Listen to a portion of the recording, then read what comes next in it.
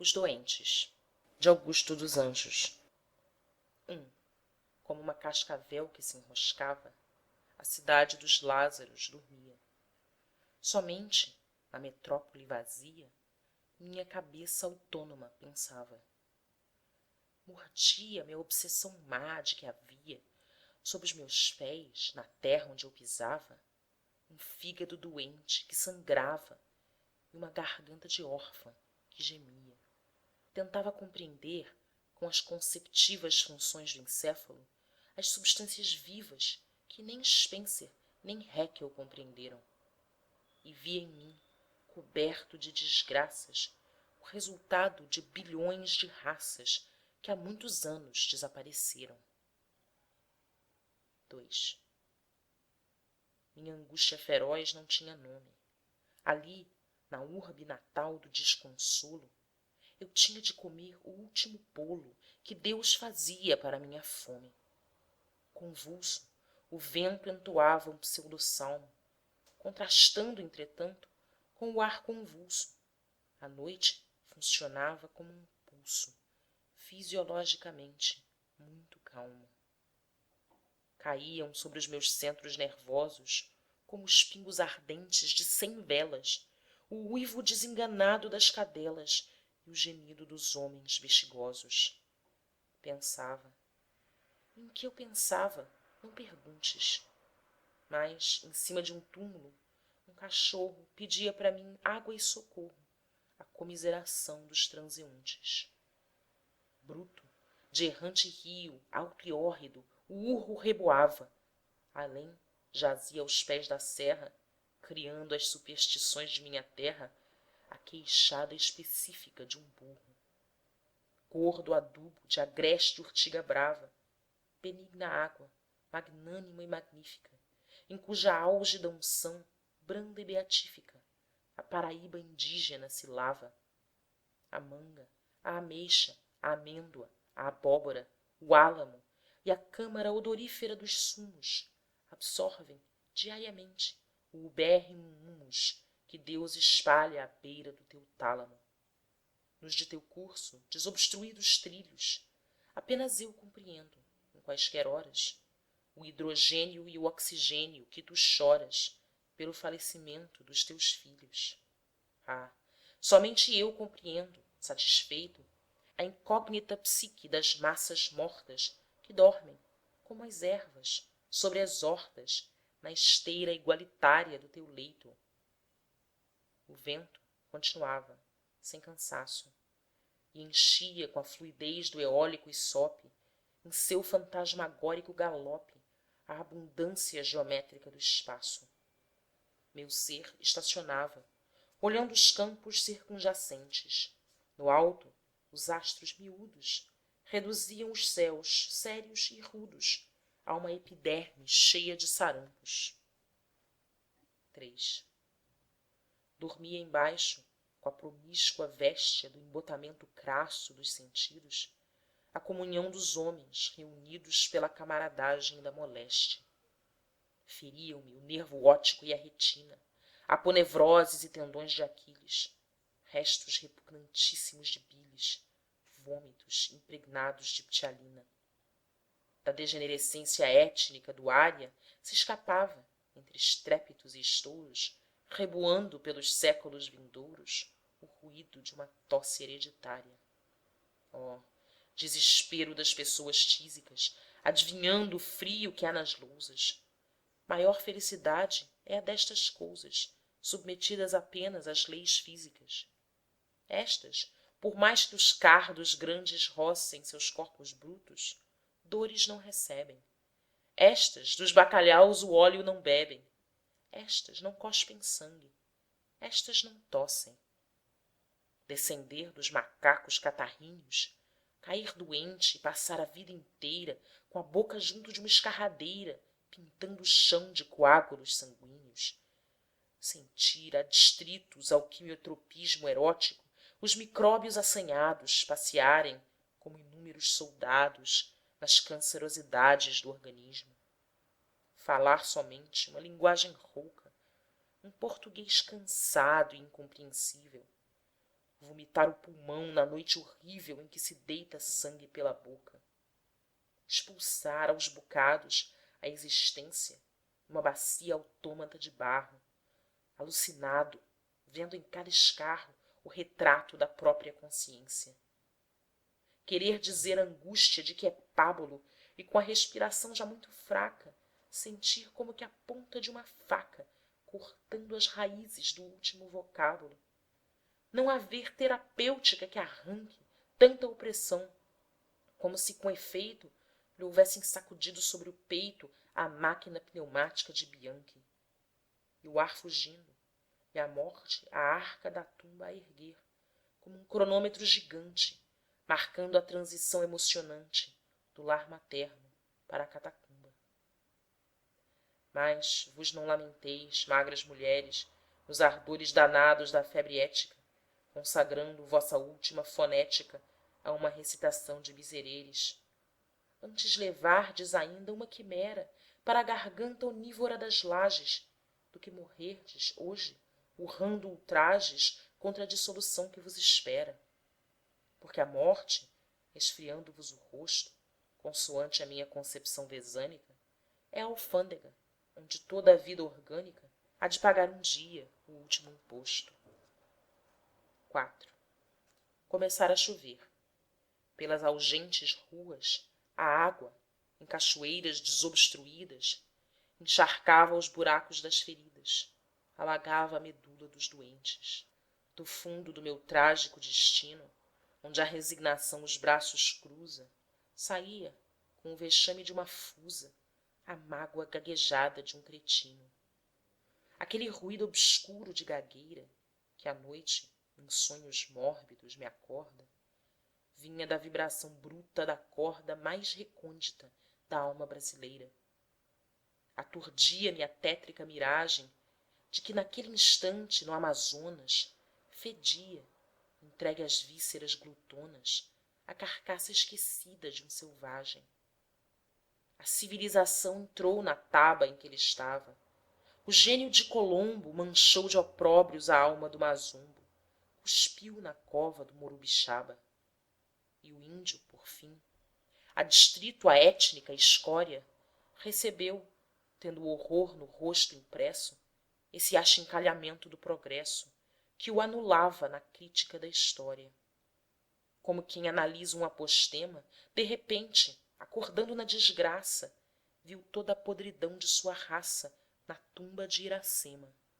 Ah, tudo, como um lúgubre ciclone, exercia sobre ela a ação funesta, desde o desbravamento da floresta à ultrajante invenção do telefone.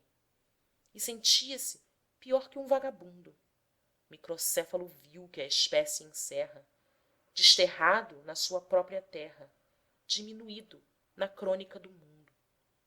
A hereditariedade dessa pecha seguiria seus filhos. Dora em diante, seu povo tombaria agonizante na luta da espingarda contra a flecha. Veio-lhe então, como a fêmea vem antojos, uma desesperada ânsia improfícua de estrangular aquela gente iníqua que progredia sobre os seus despojos. Mas diante a xantocróide raça loura, jazem, caladas, todas as inúbias, e agora, sem difíceis nuanças dúbias, com uma clarividência aterradora, em vez da prisca tribo indiana tropa, a gente deste século, espantada, vê somente a caveira abandonada de uma raça esmagada pela Europa. 5. Era a hora em que, arrastados pelos ventos, os fantasmas hamléticos dispersos atiram na consciência dos perversos a sombra dos remorsos famulentos. As mães sem coração rogavam pragas aos filhos bons, e eu, roído pelos medos, batia com o pentágono dos dedos sobre um fundo hipotético de chagas. Diabólica dinâmica daninha oprimia meu cérebro indefeso, com a força onerosíssima de um peso que eu não sabia mesmo de onde vinha. Perfurava-me o peito a áspera pua do desânimo negro que me prostra, e quase a todos os momentos mostra minha caveira aos bêbedos da rua. Hereditariedades politípicas punham na minha boca putrescível interjeições de abracadabra horrível e os verbos indignados das filípicas. Todos os vocativos dos blasfemos, no horror daquela noite monstruosa, maldiziam com voz estentorosa a peçonha inicial de onde nascemos. Como que havia na ânsia de conforto de cada ser, o homem e o ofídio, uma necessidade de suicídio, um desejo incoercível de ser morto. Naquela angústia absurda e tragicômica, eu chorava, rolando sobre o lixo, com a contorção neurótica de um bicho que ingeriu 30 gramas de noz vômica. E como um homem doido que se enforca, tentava, na terráquea superfície, consubstanciar-me todo com a imundície, confundir-me com aquela coisa porca. Vinha às vezes, porém, o anelo instável de, com o auxílio especial do osso masséter, mastigando homeomérias neutras de éter, nutrir-me da matéria imponderável. Anelava ficar um dia, em suma, menor que o anfióxus e inferior à tênia, reduzido à plastídula homogênea, sem diferenciação de espécie alguma. Era, nem sei em síntese o que diga, um velhíssimo instinto atávico, era a saudade inconsciente da monera que havia sido minha mãe antiga. Com o horror tradicional da raiva corsa, minha vontade era, perante a cova, arrancar do meu próprio corpo a prova da persistência trágica da força. A pragmática má de humanos usos não compreende que a morte que não dorme é a absorção do movimento enorme na dispersão dos átomos difusos. Não me incomoda esse último abandono. Se a carne individual hoje apodrece, amanhã, como Cristo, reaparece na universalidade do carbono. A vida vem do éter que se condensa. Mas o que mais no cosmos me entusiasma é a esfera microscópica do plasma fazer a luz do cérebro que pensa. Eu voltarei, cansado da árdua liça, à substância inorgânica primeva, de onde, por epigênese, veio Eva e a estirpe radiolar chamada Actissa.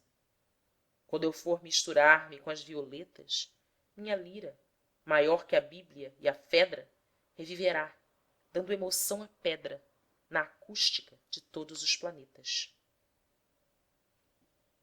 6. A auge da agulha, agora, alva, a saraiva, caindo, análoga era. Um cão agora punha a atra língua hidrófoba de fora, em contrações miológicas de raiva. Mas, para além, entre oscilantes chamas, acordavam os bairros da luxúria. As prostitutas, doentes de hematúria, se extenuavam nas camas. Uma, ignóbil, derreada de cansaço, quase que escangalhada pelo vício, cheirava com prazer no sacrifício a lepra má que lhe roía o braço. E ensanguentava os dedos da mão nívea com o sentimento gasto e a emoção pobre, nessa alegria bárbara que cobre os saracoteamentos da lascívia. De certo, a perversão de que era presa o sensorium daquela prostituta vinha da adaptação quase absoluta à ambiência microbiana da baixeza. Entanto, virgem fostes, e quando o éreis, não tinhais ainda essa erupção cutânea. Não tinhais, vítima última da insânia, duas mamárias glândulas estéreis. Ah, certamente não havia ainda rompido com violência no horizonte o sol malvado que secou a fonte de vossa castidade, agora finda. Talvez tivesseis fome, e as mãos embalde estendestes ao mundo, até que, à toa, fostes vender a virginal coroa ao primeiro bandido do arrabalde. E estáis velha. De vós o mundo é farto. E hoje, que a sociedade vos enxota, somente as bruxas negras da derrota freqüentam diariamente vosso quarto. Prometem-vos, quem sabe, entre os ciprestes, longe da mancebia dos alcouces, nas quietudes nirvânicas mais doces, o noivado que em vida não tivestes. 7. quase todos os lutos conjugados, como uma associação de monopólio, lançavam pinceladas pretas de óleo na arquitetura arcaica dos sobrados. Dentro da noite funda, um braço humano parecia cavar ao longe um poço para enterrar minha ilusão de moço, como a boca de um poço artesiano. Atabalhoadamente pelos becos, eu pensava nas coisas que perecem, desde as musculaturas que apodrecem a ruína vegetal dos lírios secos. Cismava no propósito funéreo da mosca debochada que fareja o defunto no chão frio da igreja e vai depois levá-lo ao cemitério. E esfregando as mãos magras, eu, inquieta, sentia, na craniana caixa tosca, a racionalidade dessa mosca, a consciência terrível desse inseto. Regolgando, porém, argôs e aljâmias, como quem nada encontra que o perturbe, a energúmena grei dos ébrios da urbe festejava seu sábado de infâmias. A estática fatal das paixões cegas, rugindo fundamente nos neurônios, puxava aquele povo de demônios para a promiscuidade das adegas. E a ébria turba que escaras sujas masca, a falta idiosincrásica de escrúpulo, absorvia com gáudio, absinto, lúpulo e outras substâncias tóxicas da tasca. O ar ambiente cheirava a ácido acético. Mas, de repente, com o ar de quem empesta, apareceu, escorraçando a festa, a mandíbula inchada de um morfético. Saliências polimórficas vermelhas, em cujo aspecto o olhar perspícuo prendo, punham-lhe num destaque horrendo o horrendo, tamanho aberratório das orelhas. O fácies do morfético assombrava. Aquilo era uma negra eucaristia, onde minha alma inteira surpreendia a humanidade que se lamentava. Era todo o meu sonho, assim, inchado, já podre, que a morféia miserável tornava as impressões táteis palpável, como se fosse um corpo organizado. Em torno a mim, nesta hora, estriges voam, e o cemitério, em que eu entrei adrede, dá-me a impressão de um bulevar que fede pela degradação dos que o povoam. Quanta gente, roubada a humana coorte, morre de fome sobre a palha espessa, sem ter como ugolino uma cabeça que possa mastigar na hora da morte. E nua, após baixar ao caos budista, vem para aqui, nos braços de um canalha, porque o madapolão para a mortalha custa 1,2 conto ao lojista. Que resta das cabeças que pensaram? E afundado nos sonhos mais nefastos, ao pegar num milhão de miolos gastos, todos os meus cabelos se arrepiaram. Os evolucionismos benfeitores, que por entre os cadáveres caminham, iguais às irmãs de caridade, vinham, com a podridão, dar de comer às flores. Os defuntos então me ofereciam, com as articulações das mãos inermes, num prato de hospital, cheio de vermes, todos os animais que apodreciam. É possível que o estômago se afoite, muito embora contra isto a alma se irrite, a cevar o antropófago apetite, comendo carne humana à meia-noite. Com uma ilimitadíssima tristeza, na impaciência do estômago vazio, eu devorava aquele bolo frio, feito das podridões da natureza. E hirto, a camisa suada, a alma aos arrancos, vendo passar com as túnicas obscuras as escaveiradíssimas figuras das negras desonradas pelos brancos, pisando, como quem salta entre fardos, nos corpos nus das moças hotentotes, entregues, ao clarão de alguns archotes, à sodomia indigna dos moscardos, eu maldizia o Deus de mãos nefandas que, transgredindo a igualitária regra da natureza, atira a raça negra ao contubérnio diário das quitandas. Na evolução de minha dor grotesca, eu mendigava aos vermes insubmissos, como indenização dos meus serviços, o benefício de uma cova fresca. Manhã. E eis-me a absorver a luz de fora, como o íncola do polo ártico, às vezes, absorve, após a noite de 6 meses os raios caloríficos da aurora. Nunca mais as goteiras cairiam como propositais setas malvadas no frio matador das madrugadas por sobre o coração dos que sofriam. Do meu cérebro à absconsa tábua rasa vinha a luz restituir o antigo crédito, proporcionando-me o prazer inédito de quem possui um sol dentro de casa. Era a volúpia fúnebre que os ossos me inspiravam, trazendo-me ao sol claro, a apreensão fisiológica do faro, o odor cadaveroso dos destroços. 9. O inventário do que eu já tinha sido espantava. Restavam só de Augusto a forma de um mamífero vetusto e a cerebralidade de um vencido. O gênio procriador da espécie eterna, que me fizera, em vez de hiena ou lagarta, uma sobrevivência de Siddhartha dentro da filogênese moderna, e arrancara milhares de existências do ovário ignóbil de uma fauna imunda, ia arrastando agora a alma infecunda, na mais triste de todas as falências. No céu calamitoso de vingança, desagregava, déspota e sem normas, o adhesionismo biôntico das formas, multiplicadas pela lei da herança. A ruína vinha horrenda e deletéria do subsolo infeliz, vinha de dentro, da matéria em fusão que ainda há no centro, para alcançar depois a periferia. Contra a arte, ó morte, em vão teu ódio exerces. Mas, a meu ver, os sáxeos prédios tortos tinham aspectos de edifícios mortos, decompondo-se desde os alicerces. A doença era geral. Tudo a extenuar-se estava. O espaço abstrato que não morre cansara. O ar que em colônias fluídas corre parecia também desagregar-se. O prodromos de um tétano medonho repuxava-me o rosto. Hirto de espanto, eu sentia nascer-me n'alma, entanto, o começo magnífico de um sonho. Entre as formas decrépitas do povo já batiam por cima dos estragos a sensação e os movimentos vagos da célula inicial de um cosmos novo. O letargo larvário da cidade crescia. Igual a um parto numa furna, vinha da original treva noturna o vagido de uma outra humanidade.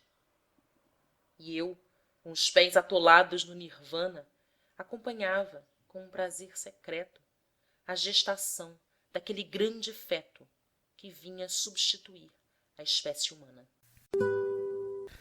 Para ler este poema, acesse www.poeteiro.com.